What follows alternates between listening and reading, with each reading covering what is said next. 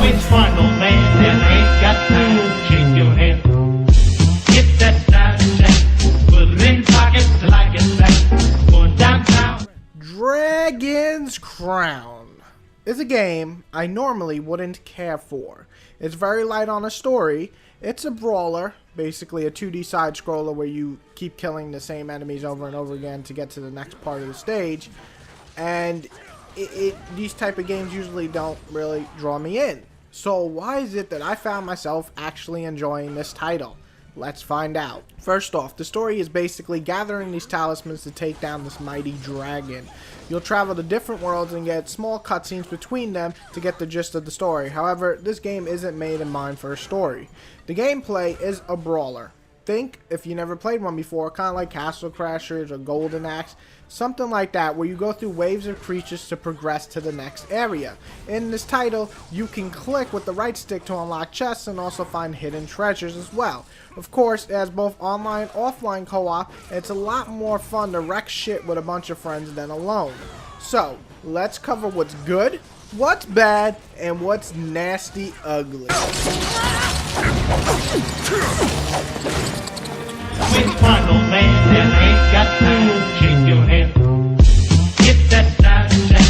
Put it in pockets like it's back. Going downtown. First off, and this is the strongest thing the game has going for it, is the art design. If you played the previous work of the developer, you'll know that it's this beautiful, lush, wonderful world to explore. Yes, that includes women having boob size that are just not possible, and they're like these fucking mountains on them. Regardless though, the creatures, the movements, the effects, just everything all looks amazing. Really, it stands out in today's more realistic looking games. The pacing is quick. There's plenty to do and to unlock, so it never really slows down. This could be a negative to the story though if you're looking for that, but if you're looking for pure gameplay, you're gonna enjoy this title. Just go straight in and whoop ass with the power of swords, magic, bows, and so on. The red dragon has awoken from its slumber. Unlockables are plenty in this game. After you beat the 9 stages, you do them again but take a different path, which leads you to a brand new and much harder boss battle. In that battle, you'll definitely need some help, and that's where the online comes in. After beating the first 9 stages, you'll also unlock the online option. So why can't you do that before? Because it's kind of like a tutorial, and you could probably beat the campaign with the AI, and it'll take you about 3 to 4 hours. The second time though, you're definitely going to need some help, and that's where the drop-in, drop-out co-op comes into this title, and it's perfect. Quick and swift combat makes it fun and easy to get into. Like I said, I've never been into brawlers, but I got into this pretty easily. Anyone could pick up this game and really do some damage, but if you really want to take time to master it, it's going to take you a little bit of memorizing strategies or making your own strategies with each and every class character that you pick.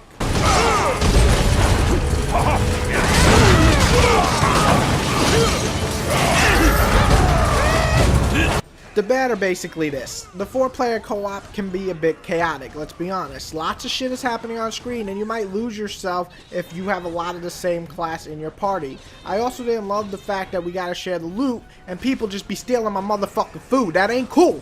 That ain't cool. The other bad is that you are basically in it for like a single run and not multiple runs. This isn't for you, because I beat this in 8 hours on a single run, doing a bit more than half the side quests and just relatively playing pretty smoothly. I died a couple of times, but you can resurrect. If you were into multiple runs and lots of unlockables, this game definitely for you, especially if you want to play with each and every character. It's easily a 30+ hour game, no problem. So if you're into it, great. If you're not, this could be a negative if you just want a single run type game. The only ugly is the right stick. It's used to unlock stuff like treasure and hidden things, but it just doesn't work well with the flow of the controls. I believe it was basically we had to use this button type of thing, because on the Vita you'll touch the screen to unlock stuff and it works so much better and smoother.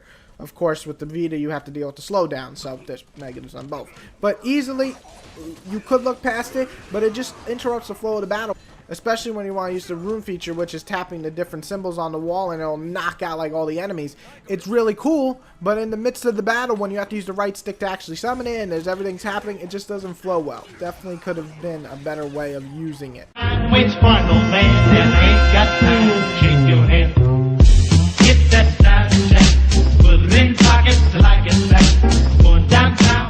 definitely a unique title just for the base of the art alone. I loved Moromashi, whatever you call it. I gave it a very high score when it came out. I also liked Odin Sphere, just not as much. This game is definitely a title worth checking out. Nonetheless, if you buy it, at least rent it. I'm going to give it a buy when cheaper for fans of brawlers, but maybe not deep into it. I'm going to give it a must buy for big brawler fans. If you love Golden Axe and those old, Streets of Rage and all that, this game is for you, and you should pick it up, like now. If you are into, a good variety of different games, definitely check it out when it's cheaper, or at least rent it. If you're not into a game that obviously can get a little bit repetitive, just pass on this game. It's not really for you, though. I still recommend renting it just to play a single playthrough with some friends. Lots of fun. So overall, did I have fun with this game? Yeah. Was it beautiful? Yeah. Was it the perfect game? No. It has some problems, but you know what? Most games do. Does it hold it back from being a game you should try out? No. So go try this baby out. It's definitely worth it, and get your boobs on. I have boobs. They got boobs. It's super fun. The one thing that just drives me crazy, there's this girl in town, and she, again, big boobs, and she's holding a basket. You can't hit this bitch. You can hit everybody else in the town, but you can't hit this bitch. You can knock down this guy, you can knock down this kid, you can't knock down her. You go to hit her, she dodges. No matter what you do, you can go from behind her. That sounds nasty. She'll dodge. It drives me crazy. If someone figures out how to punch this bitch in the face, please tell me. Does anybody actually like the narrative's voice? I wanted to kill him. I wanted to chop his little head off. I just want to kill him. I just want so badly. The big boobs. I see people complain. Why? They're boobies. Boobies are great to look at. I like boobies. Everybody likes boobies. Girls like boobies. Guys like boobies. Doggies like boobies. Kitty cats like boobies. Kitty cats might try to rip them off. But everybody likes boobies. So where's the complaining coming from? I think if you complain about boobies, you need to get boobies in your mouth. Whether you're a girl or a guy, you need to get boobies in your mouth. Because that'll make you happy. That'll make you want boobies. Boobies are great. They're gifts. They're gifts. I don't believe in God, but if he's there, give me the booby gift. I like it. I like my boobies. You like your boobies? Everybody got boobies. Yes. Love boobies.